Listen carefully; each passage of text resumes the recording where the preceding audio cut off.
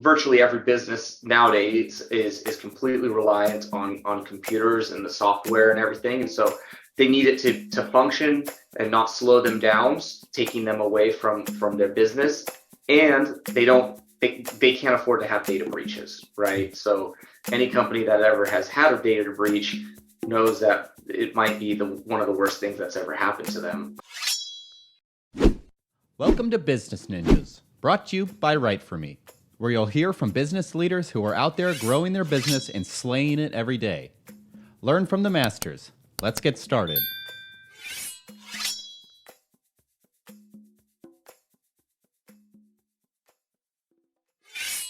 Hey everybody, this is Max Pittman from WriteForMe, and you're listening to another episode of the Business Ninjas podcast, where we meet the experts who are making things happen and scaling their businesses. And today we're talking about Fit Solutions with Mr. Ephraim Ebstein, who is the founder and CEO at Fit Solutions. Ephraim, thank you so much for joining us today. Yeah, thank you, Max. Thanks for having me on.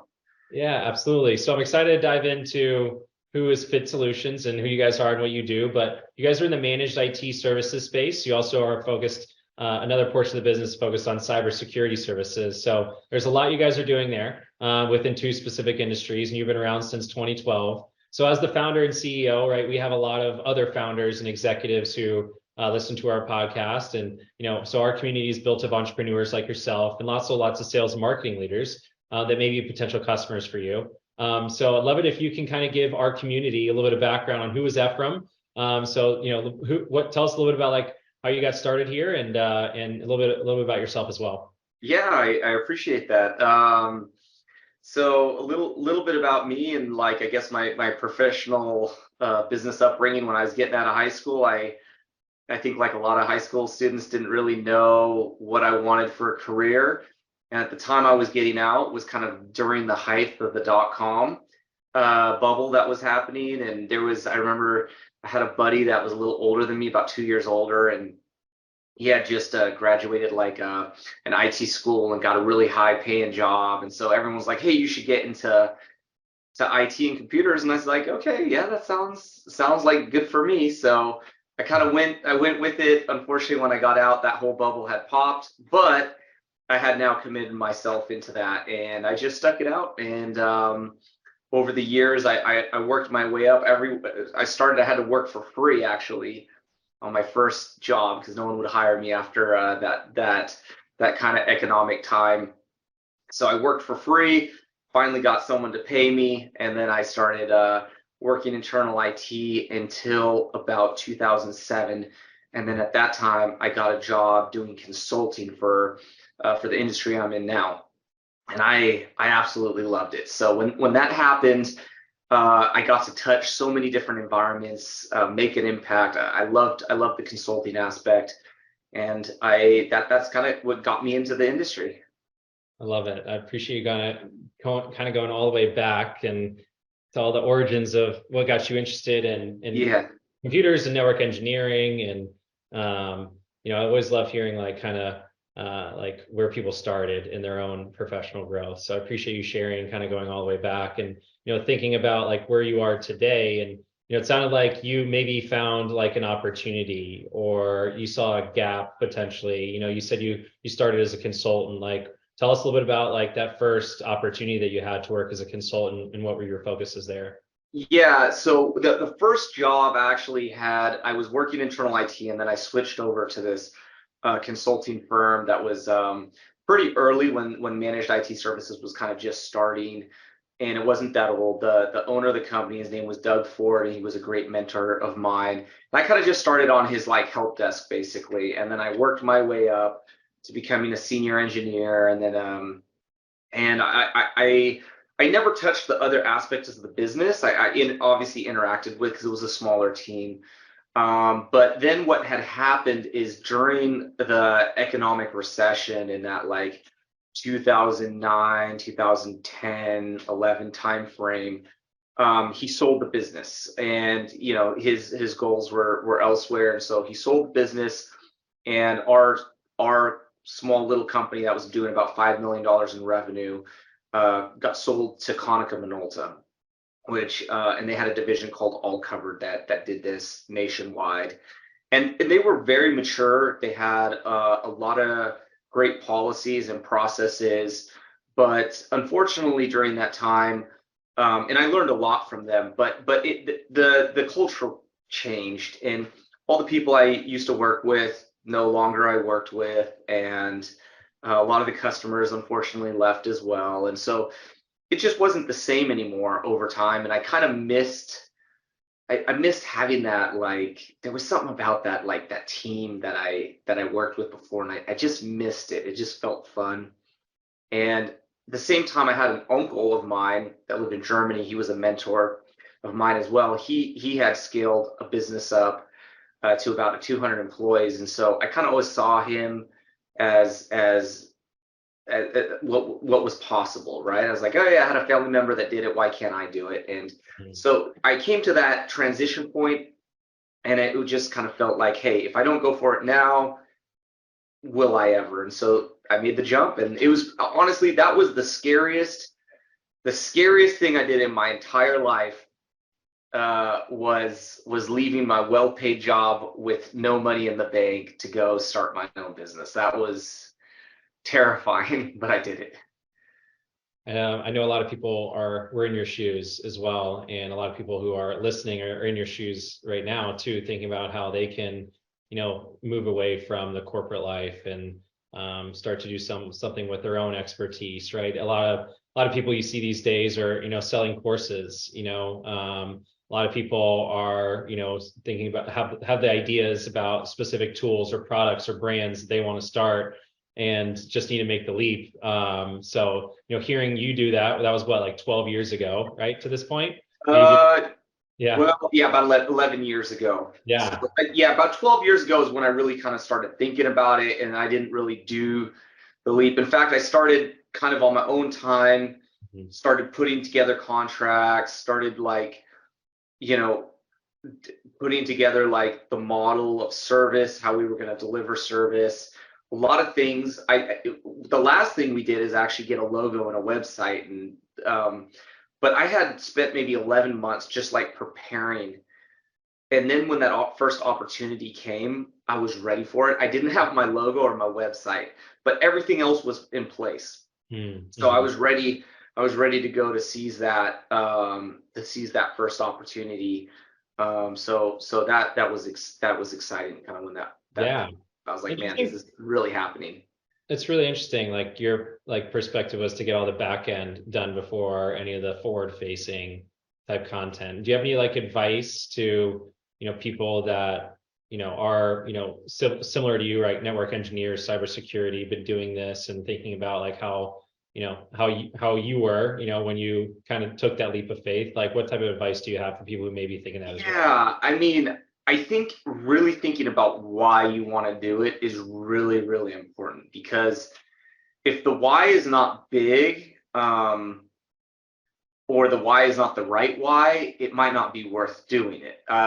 Like I wouldn't have done it if my old boss never sold his business, because I loved working there and I was fully committed to growing that business and scaling. In a lot of ways, I went on vacations, and I had everything in my opportunity for me to hit my personal, professional, financial goals were aligned with that company. And it wasn't until that was gone, now I had to find a why. And really my why was, yes, I wanted to have impact my life for the better, and create opportunity for myself, but it was way more than that. I wanted it for my family, and I wanted it for anybody that I worked with at the end of the day. I wanted it for the clients that I was servicing. I wanted to impact their lives, help them, accomplish their missions. And the same thing with anybody working on my team, help them hit their personal, professional, financial goals. And so because of that, then all the pain and the risk were, the problems were small in comparison to the goal at that point. Right. Yeah, always keeping them. Yeah. But a lot of people, I think, being an entrepreneur is really glamorized because of social media, and it's not that glamorous. Like I got paid way less than I used to at my old job for many, many years to help the business scale. I drove like a busted old Forerunner for like years.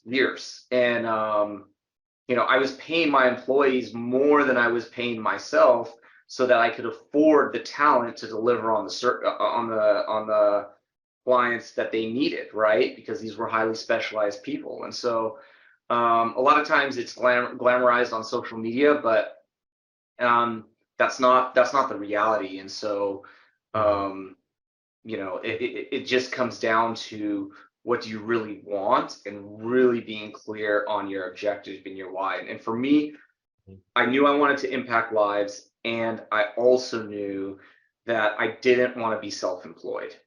I didn't, because a lot of people are like, I'm an entrepreneur. Really, they're just self-employed. No one wants to say that word, but that's what it is. So if you want to do something big, you have to have a big team. I knew that I had to grow to at least 25 people, which was in my mind just what I thought I had to do, because that is the business I had worked in before was about 25 people. So once we hit that, then I was kind of in uncharted territories, right? And I started to have to look for more mentors to kind of help me scale through that. But in my mind, I knew that I didn't want to be self-employed. I knew I liked taking vacations and having a great team. And if it was just me, kind of like with a couple consultants or something trying to run the business, I would have much rather stayed at another company and drive that business forward versus trying to build a new one. Yeah, I appreciate you sharing that, and that's really helpful advice to always kind of think about, like, look, when you're an entrepreneur, you have to always think about like what's the bigger picture here, and not just be kind of like focused on the micro and what's initially right in front of you. You have to think about like why you're doing this and the value behind it, and then also thinking about like others versus yourself. Like those are all, revenue will come, but you also want to drive like meaningful impact for your Yeah, clients. And if you're not driving meaningful impact for your clients or for your employees, then you're missing the goal, missing that. absolutely. Yeah. So let's talk a little bit about like who your clients are. Like, what does the typical customer look like for Fit Solutions? Yeah, that's a great question. So we have kind of two client personas, right? So we have the clients that I say 75 employees or less. They typically do not have their own internal IT department. And so we have to kind of fill that role to help them with their scale, right? And make sure they're taken care of. Then we have the other persona, which is a much larger organization that starts to have their own internal IT department.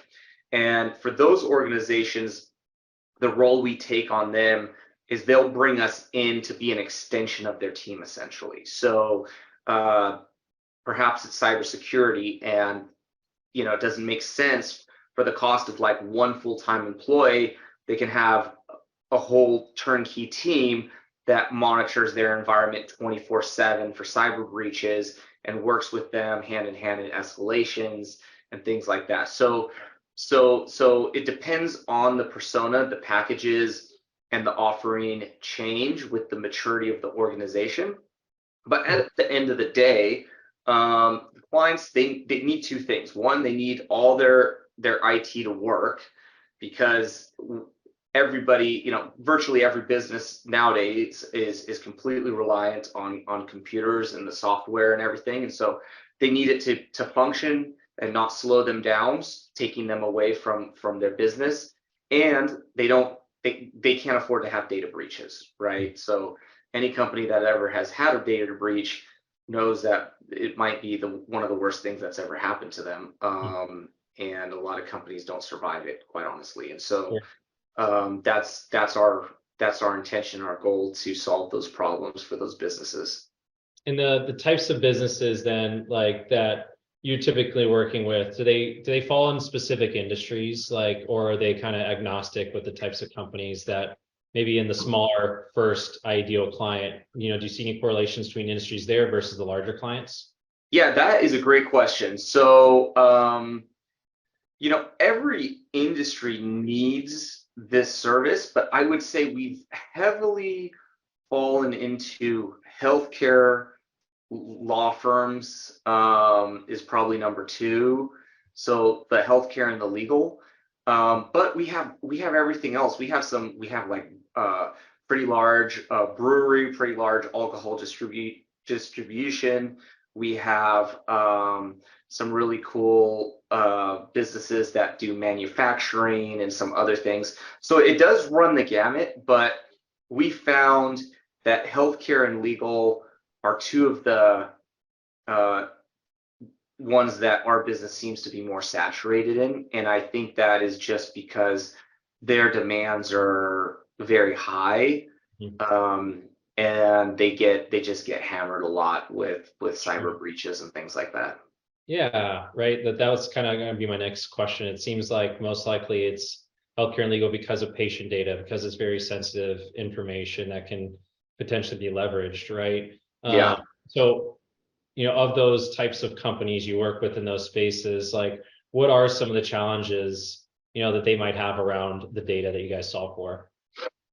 Yeah, that's a great question. So I'll talk about healthcare really quick, right? So on the healthcare side, I think in both business on both verticals, or maybe even all of our verticals, just employees being able to work is the number one thing that they care about.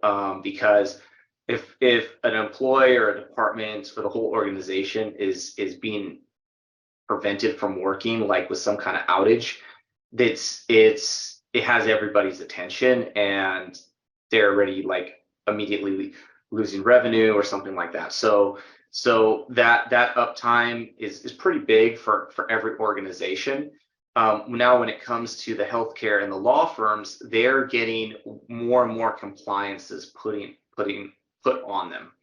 Healthcare, particularly HIPAA, you guys, you see all the time in the news, data breaches, things like that, fines. So that's top of mind for them.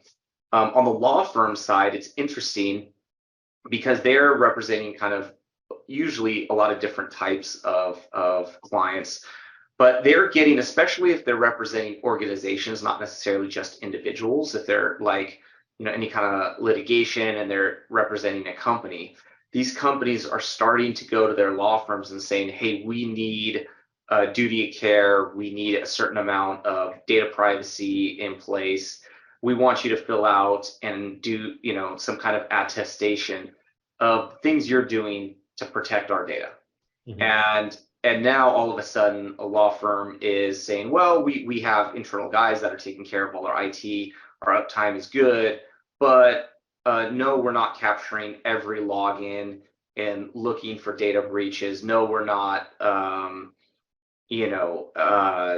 around the clock actively within a certain amount of minutes looking at investigating that, things like that. So now they can look at putting tools in which become very noisy, and these IT departments are like, man, there's no way I can put the tool in, but now all of a sudden I'm getting hundreds if not thousands of alerts that all need investigation. I can't just turn them off. All of a sudden it makes a whole lot of sense there to work with an organization like ours, because we act as that turnkey extension of them, and we're not only just helping manage the tool, we're actually rolling up our sleeves and doing those investigations, helping with the response, things like that. Yep. So that's kind of where we're fitting in a lot into the organization. I appreciate you diving into examples into healthcare, and patient data as well, and in the legal, and how you guys are solving for the problems of compliance teams may be facing, Yeah. in legal. And it sounds like I've heard you say it a couple times, like kind of turnkey expansion or extension of your own team. It sounds like that might be a little bit of the secret sauce that you guys have, right? But you tell me, like, why would someone in healthcare or legal or manufacturing, the other industries you mentioned, like why would a customer choose Fit Solutions and what you provide over the thousands of other managed IT service providers that are out there? Yeah, that's a great question. So the reason our clients have chosen to work with us, and probably the number one reason that we win contracts, is how our team structure is set up, right? So we have a lot of competitors But both in the IT space and in the cyberspace, almost every company, I'm not saying all, but almost everyone we run across works off of a tiered model. So the way that happens is, let's say on IT support, if somebody's calling in for support, they go to a help desk, which is a bunch of people that they don't know, and they feel frustrated because they just want to talk to the guy that kind of knows their account and is working with them.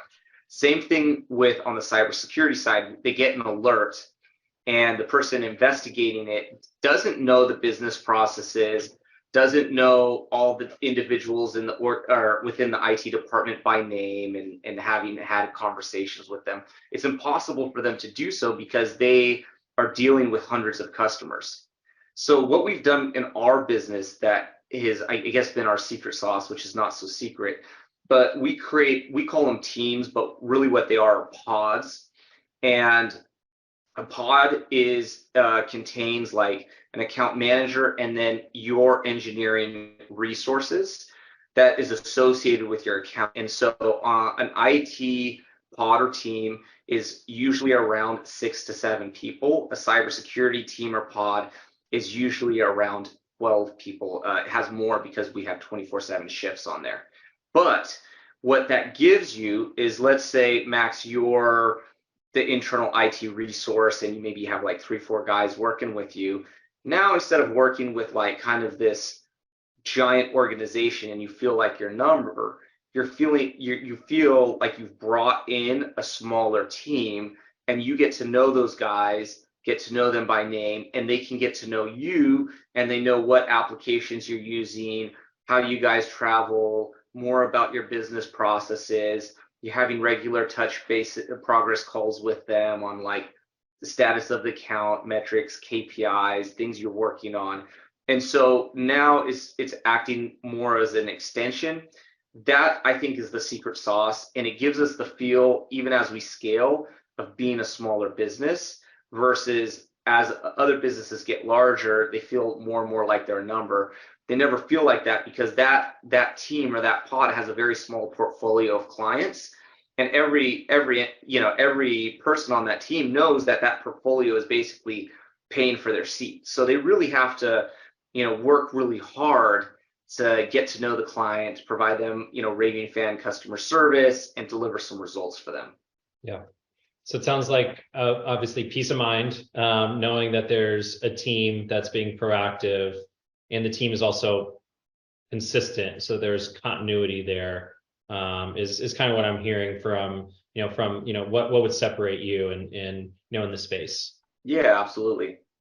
What are some of the challenges, I guess, now kind of flipping gears from like what you're solving for and why into like what you guys are actually doing to grow the organization? Like, what are some of the challenges that you guys as a business are facing right now at Fit Solutions? Yeah, that's a great question. So one of the big challenges that we ran into in 2017 is we got into a place where we were delivering great service, and I was doing most of the sales, even though I had never had a sales job. I never worked at a gym, like selling memberships or doing anything like that. And so when I started as an entrepreneur, that was like my first time. Like, there was no one else to sell services, and if we didn't sell, like, I wasn't eating. So I needed to find clients.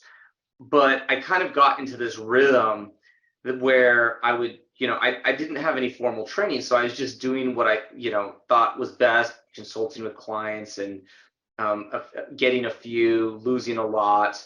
And in 2017, I remember one time we just didn't have enough revenue. We got into a difficult spot, like where we were really scared that we might not make payroll. And man, that really stressed me out. And it kind of made me realize that at that time I needed to go find some mentors that had run businesses as large as we had gotten, and was going to scale, because I knew I had to scale to provide opportunities for my team, right? If I stayed status quo, I was essentially dying, and I would never be able to provide opportunities and make that impact that I wanted to make. And so I started doing sales training, and I started doing financial literacy training. and scaling up the company. Since that time, we've, you know, have been working to find ways to duplicate and grow our processes, you know, build out KPIs for the team members and make every person's success easy. When they come into the organization, they can see exactly what steps they have to do, what results they have to produce, how to produce those results so that they can be successful. So the more clear we can be on that, the more success and the more opportunity new individuals have. So you know, that's been an ongoing, you know, an ongoing thing that's taken a lot of our time and energy over the last 2 years. That's helping us get a much stronger foundation for the scale that we've experienced and really where we want to go. And then duplicating, I think duplicating sales is, you know, huge in this economic cycle. You know, we're going through one of the craziest, you know, wealth transfers of all time. We're going through huge economic shifts that, you know, maybe we don't know exactly. Maybe we'll never see that in our lifetime again. We don't know exactly, but there's a lot of unknowns. And so as these shifts are happening and we're noticing, I think every business is probably getting beat up, right? But when you go through that, there's the survivors and there's the ones who survive are the ones who die, and then there's some that thrive. And so we want to be one of the ones that are thriving. So we're going, rather than like battening down the hatches and trying to be on the defense, we're trying to go on the offense. What are the opportunities that might not otherwise be afforded to us, and how do we place ourselves in a position to maximize those opportunities? Secure people's jobs, give people opportunity. And that's really, I think, where we're at is not only like, you know, fixing it really comes down to three things, right? Financial, operational, and cultural. And a business needs all three, and they're all equally important. So you need to have the cultural intact, and that is a very difficult, challenging thing. And there's some great leaders that are really good at that I love to imitate. There's the operational, having that operational effectiveness within the business to actually deliver and produce results. And then there's the financial, right? If you're not good with the financial, you're not charging the right price, you don't understand how the activities translate to the financial results, the business won't survive either. And so trying to be best in class in all three categories is huge. And so we recognize where one starts and one ends, and the importance that all three have on the business. Yeah, I love the kind of defensive analogy that you provided, because there's definitely some offense that needs to be done, right? You can't just be focused specifically on, you know, prevention focus, like prevention of not failing, and you can't necessarily only be focused on maybe like just promotion either. I think more of like a progressive or pragmatic focus for, you know, CEOs that, like yourself, like you've already been through one recession, you know. Yeah, I wasn't a business owner through it. I got to experience it as an employee, and I can remember that was scary. Like, I was worried. Like, I wasn't, because I was really good at my job and I knew that I was a necessary component, but at the same time, like seeing businesses go out of business, cutting staff, reducing services, you're like, man, this is painful. And then, you know, people leave and they're not being replaced, or there's cuts happening. Man, that is a stressful time. And so I remember that well, and I wish I was a business owner through that, because now I would have had more experience that I don't have now. But at the same time, I can look to other mentors that have been through it and did it successfully, and I can copy a lot of what they did.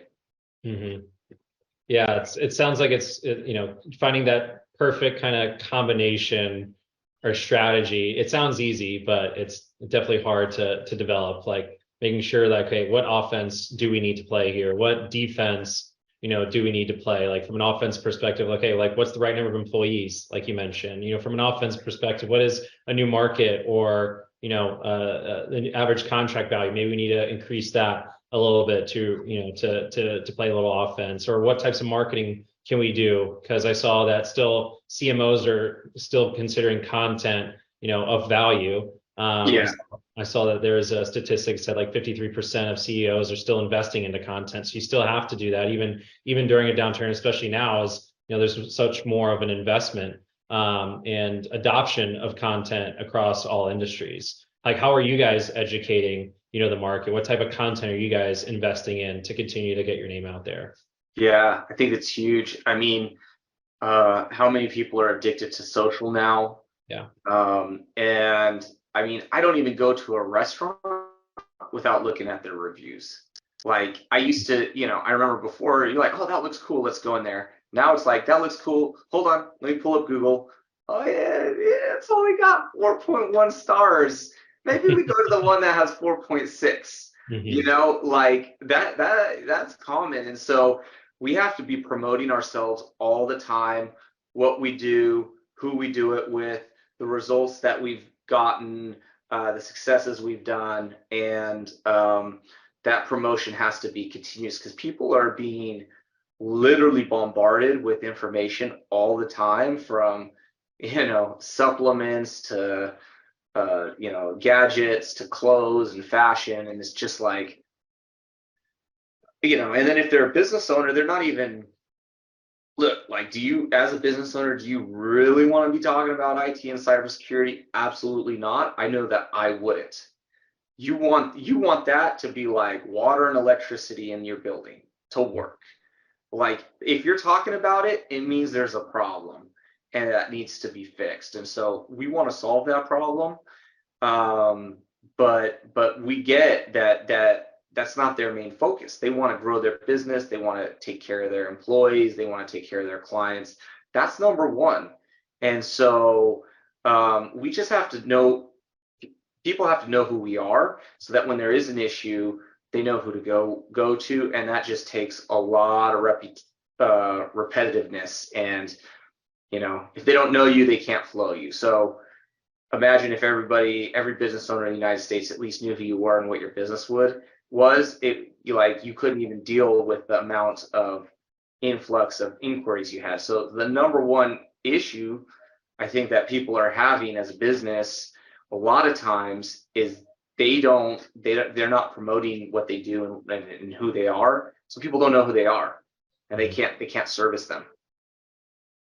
Yeah, agreed. Right. I think it's meeting people where they are in their own journey, right? Like 93% of B2B buying is going to begin first with an online search still. So like 7% of people, that's probably like that small, referral based pipeline that is being generated, where people already know who you are. They're going to come over and book a meeting. But the other 93%, who need a specific solution to solve their specific problem, are probably going to go to Google, just like how you mentioned earlier, you want to figure out if this is the restaurant I want to go to. So all the content, that you want to put out there, ideally is trying to meet those individuals that have very specific problems that you can solve for, and meeting them where they are in that buying journey, and ideally at the beginning of their journey, so that way they can become more familiar with you through your own content and through search. So how are you guys thinking about like educating, prospective customers once they do find you? Yeah, so that's a great question. So once they find us, then obviously, it's like, what exactly do you guys do? So there is an education process that has to happen. Now, if we're dealing with like an IT director, he may know the industry, he may know exactly what he wants. So now he's evaluating like how we're better than the competition. But a business owner doesn't always necessarily understand exactly what they need. And so it's upon us to not only understand their business problem, that then find a solution and help them understand what the solution is and how it's going to solve their problem. So we go through, I would say the sales cycles typically around, I think our average is around 38 days once we have a qualified lead with an actual problem that they need to solve. And then I'm not counting the ones that are like, oh yeah, we don't really like what we're doing right now. We're thinking about something else. That's probably a much longer sales cycle. And so the marketing plays a part because we're always, to get new people to know who we are. And then the ones that do hear about us that start going through that, they want to know, like, are these guys who they really say they are? Like, where's the proof? Mhm. And so providing social proof is important for that. Yeah, that makes a lot of sense. And education and social is big for sure, right? Having the presence, doing content, posting there frequently, staying in front of your prospective customers, whether they know you and have been in sales cycles, or they're just finding out about you. You need to make sure you're educating them. And obviously, sales is going to need the right type of content as well to continue to nurture. So as you're thinking about like growing and scaling, how is sales playing into that growth and scale? Like, are you investing in outbound channels to, think about like different ways to get in front of net new prospects? Are you investing in your own current like customer success teams to try to grow and expand those accounts? Like, what is your focus, for the next few months as you guys plan to kind of come out of this recession? Yeah, that's a great question. So I think all three of those are in my mind, and the way I've structured it in my business is kind of separate. So we have the marketing piece, which is like truly marketing. Then we have the sales piece, which is truly outbound hunting to find new prospects and bring them in. And then we have the account management piece. So the account management piece, it is really service. It helps with service delivery. So we have the technical side, but so much of what we do is services. We're a service-based company that does technical things, really, at the end of the day. So we have to service the client and solve their problems. So the account managers and the VCIOs, they're constantly helping push solutions that the customer needs. Now, obviously, we're looking at on that team, clients under management or revenue under management, and we want to find ways to grow it. But really, they're being incentivized on client retention, client satisfaction, and getting results for the client. And so naturally, more revenue will happen there. Whereas on the sales side, they're cold calling, they're doing new sales presentations, things like that. Mm-hmm. So as you are scaling both all three of those elements of pipeline, right? An inbound pipeline, an outbound pipeline, customer retention, and obviously, even thinking about, your own referrals, and, word of mouth and doing handshakes, going to events and thinking about all those, elements that make to create opportunities for the sales team to help you guys in growing revenue. Is there something that you guys talked about as an organization at the beginning of this year, that you are working towards celebrating, at the end of this year, right? We're about halfway through. We're almost in Q3, which is crazy. That's like next month. So like, what's something that, you as an organization are looking to celebrate? Yeah, that's a great thing. So what we started doing, I think this is our 4th year in a row doing this, is I never knew how to kind of set a target and a budget. And so what we did, what we started doing, what we've been taught to do, is we take our best 3 months as far as revenue goes in the previous year, and we take the average of that and then extrapolate what would it look like if we did that 12 more times. And that sets our low target. Then we take our best 1 month and extrapolate that out 12 months, and that becomes our medium target.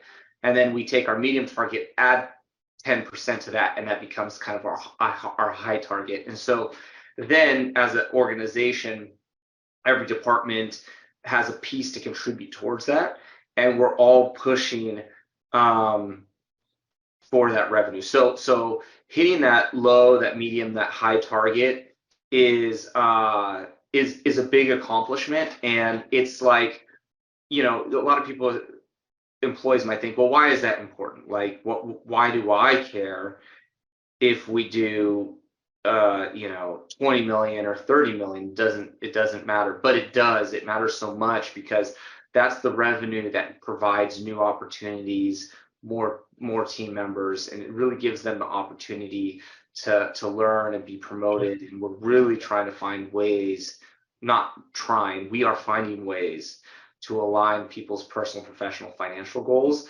with the goals of the business. So because we know no one is going to work as hard for anything as their own goals. So if we can align it, they're gonna work way harder for their own goals than they ever would for the business goals. But if they're in alignment, now we really have momentum to move that business forward. And it's been wonderful, the type of results we've gotten. We have people making more money than they've ever made in their lives before. We have more people, accomplishing personal goals that they thought were maybe stretch goals that would happen in 5-10 years. And now all of a sudden they're writing their goals down and they're doing it in a year. And they're like, wow, that was amazing. That was fast. Helping people with professional goals as well. So it's been exciting. To see that happen and to celebrate those wins. And so it's more, that means so much to me when someone hits their goal and I can celebrate that. And I have people now that I work with that are dear friends of mine, and I spent so much time with them, and it's more than just business. It is personal for me. And so I love that. Yeah, I appreciate you sharing that perspective too. Like if your own personal goals are aligned with the business goals, like then everyone wins. Yeah. And then you can celebrate in those wins too. And sounds like you're creating a culture there of professional growth. And that's one of the things that, like, I think anyone who's listening, wants to make sure that, when they are joining an organization first, like, they are supported. I think that's a big thing, right? In their, in their day-to-day, but also in their own professional growth. Because, and from a sales perspective, I think like that's even more important in knowing like that they're supported, and what I'm providing to the prospects or to my clients is actually driving meaningful impact for them. And in some cases that's revenue, in some cases that's, protection, in some cases that's, maybe a key integration. I'm not sure, right? But what your sales team is focused on selling actually matters to the client. And it's a win-win when we're able to obviously grow our accounts and grow as our business. We're able to grow our pockets, and we're able to service our clients on a long-term basis. Right? That's all meeting towards what it sounds like is your longer-term growth goals as an organization. Absolutely, yeah. Yeah. I appreciate you sharing like how you also came to like developing, like it sounds like monthly versus quarterly versus annual growth goals, right? Like kind of the background and how you're able to work the math back, into developing those goals. Yeah, no one had ever shown me that before. And I knew a lot of businesses had essentially these targets, these goals. And I'm like, dude, how do you even create that? So a mentor, Brandon Dawson, is like, super simple. That's what you do. And sure enough, if you take your best 3 months, take the average, and then times that out by 12, you're gonna see a growth over what you did, and make that your low, and then do the same exercise but only with your best month. And you might not even know how you're gonna do it, but when you have that goal and everybody is pushing for it because it actually can mean something for them personally, that magical things happen. You're able to do so much more with a team, with everybody contributing, than a single person ever could do on their own. Like nothing great in history, nothing big has ever been done by a single person. It's always a team of people working together to make something big happen. And so that is what I have been doing, is recruiting just absolute rock stars into the organization that are aligned. And so obviously I talk about all these great things, but there's a high accountability that comes with working on our team, and a level of person. Not a lot of people have the desire or the goals, or that want to do that, but the ones that do, this is such a great vehicle to help them achieve that. Yeah, so everyone who's listening, definitely check out Fit Solutions for obviously your, if you have a need with IT and scaling out your team, or even with the cyber aspect as well. And as we wrap things up here too, like Ephraim, like what's the best way for people to get a hold of you? If people are interested in learning about the organization, what you guys do, or joining you guys as well. Yeah, so please, our website is fitsolutions.biz. That's biz. Check out our website. Check out our Google reviews. Click the link. We would love to have just even a consultation. Even if you're just curious, we want you to know who we are and what we can do. And so that's a great way. You can follow us on social media. So yeah, Fit Solutions. I think LLC is our Instagram handle, and we're on TikTok and different things. And so we like to promote what we're doing so people can just follow along and think about us when the time is right for them. Yep, absolutely. Yeah, everyone check out, who's listening, fitsolutions.biz. Ephraim, anything else here you want to share? Anything you think our listeners need to know about you or the company that we haven't covered thus far? No, I think this was a great podcast, and I love business. I love when it can make an impact in a positive way and help people. That to me it has so much meaning, so much value. And so if someone is a business that thinks the same way we do, or if you're looking for a company like that, please check us out. We would love to have a conversation, because we know when we build an ecosystem of businesses supporting each other and really that have ethical, moral structure to them, that is what people need. And so yeah, that's what we're doing.